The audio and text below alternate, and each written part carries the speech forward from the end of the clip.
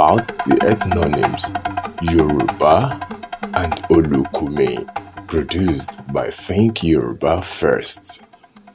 Ethnonym Yorùbá used to describe the people in large country, linked closely together by one language and one culture, the largest of such units of territories in all the tropical forests of Africa, from the territories of the Okun Yorùbá and the Akoko, close to the western banks of the Lower Niger, all the way westwards to the homelands of the Isha and Ife of modern Benin and Togo, and from the sea coast northwest to latitude 9 degrees on the southern banks of the river Niger.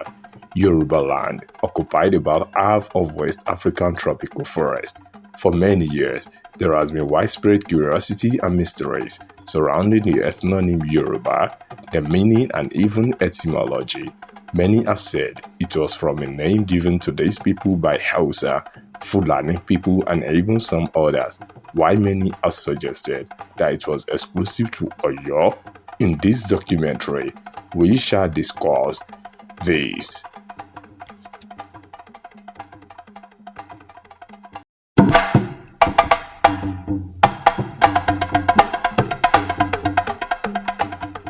Etymology. The name Yoruba, which the people go by today, was coined from words existing in their own language. In other words, it is not a word from a foreign language, neither was it coined from two or more words from a foreign language. The name Yoruba was coined some 500 years ago, or very likely way earlier than that. Received traditions actually did survive in Yoruba land, pointing to the fact that the name Yoruba did begin in the context of Ife and other Yoruba societies' contact with the Mali Empire. At this period in question, around the 1300, Oyo was simply another one of the different newly founded up-and-coming Yoruba city-states, actually struggling for its survival at the hands of the Ibariba, Nupe, and Owu. In other words, Oyo, like many other Yoruba city-states, were not in the equation per se at the time. In the course of contact, the people, whoever is a speaker of any other dialect, especially the Ifes back then, were called Yoruba. This was a term that these foreign traders coined from the words they found with the people in their language. Richard F. Burton was informed by the people in Yoruba land in the year 1863 when he asked this very question. The name Yoruba had undergone centuries of evolution from an original phrase, namely Ori Oba. He was also informed that it meant namely the topmost king or the head king. In summary, the received information gotten by Richard Burton from the people themselves in the year 1861 says that the name Yoruba must have evolved as follows: Ori Oba, Oruba, Yoruba, similar to how the phrase Da Okpe, give thanks, evolved to Dupe. As for Professor Akin Ogundiran, he agreed that the name Yoruba also evolved from the language itself, but was applied to the people by outsiders they relate and trade with. He agrees they got the words from the people. He argued that these words, which they got from the people, and then applied it to all, describing the whole socio-linguistic group of people without any restrictions. In the word Yagba, that is Iyaragba. Yagba is the name of one of the Yoruba groups in present-day Kogi State. He also agreed that this name, Yoruba, has been coined and applied collectively since some 500 years ago.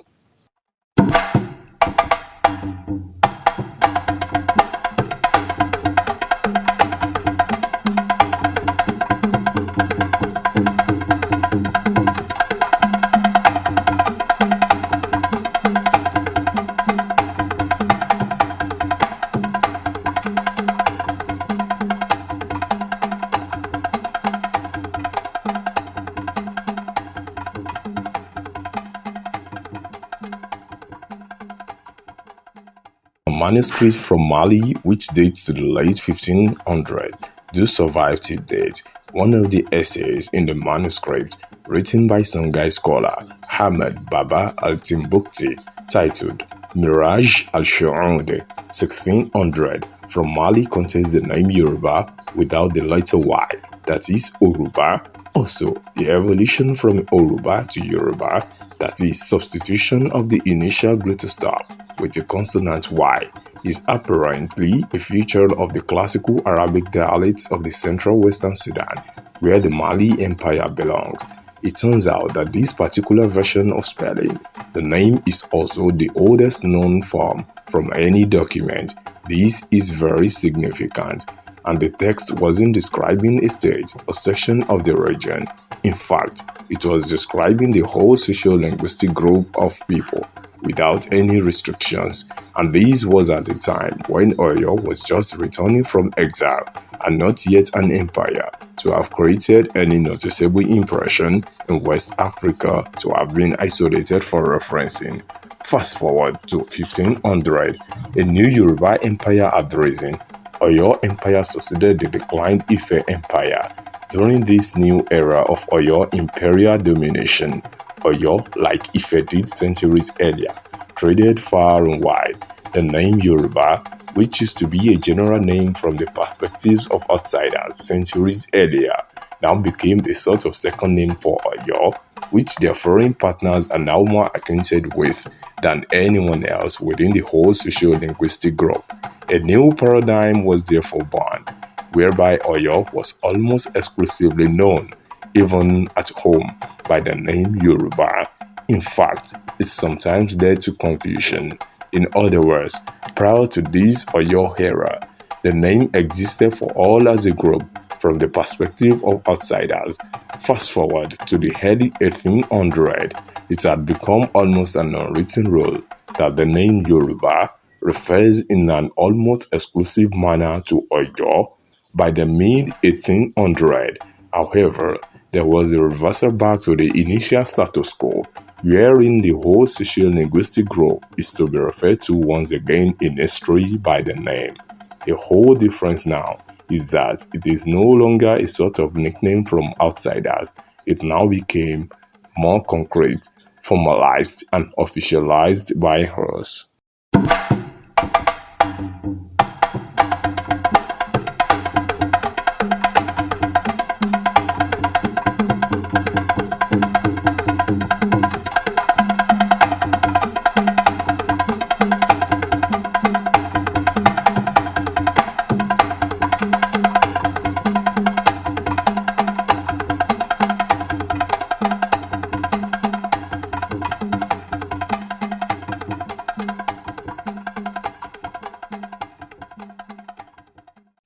The spelling falsehood.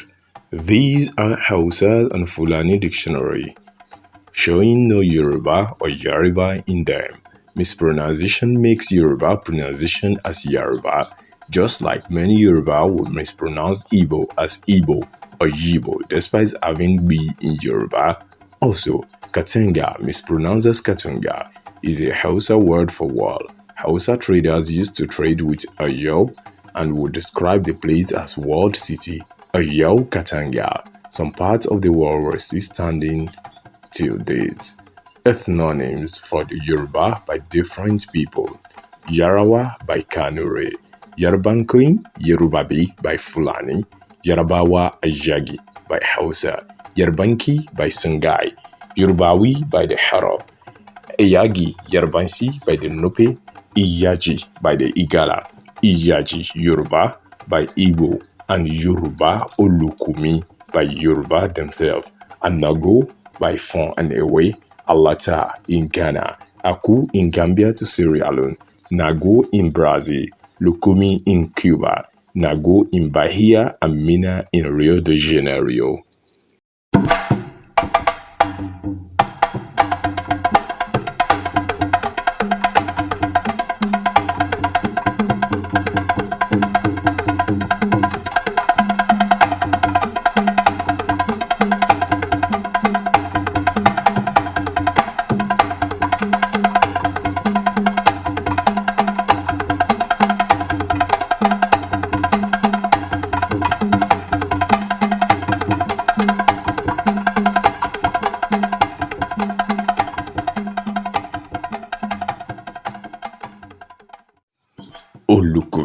As another ethnonym, etymology of Olùkùmi, Lukumi must have been a shortened version of Olùkùmi, whose meaning is still known and preserved to be my companion or my friend, from the words Olùkù and me.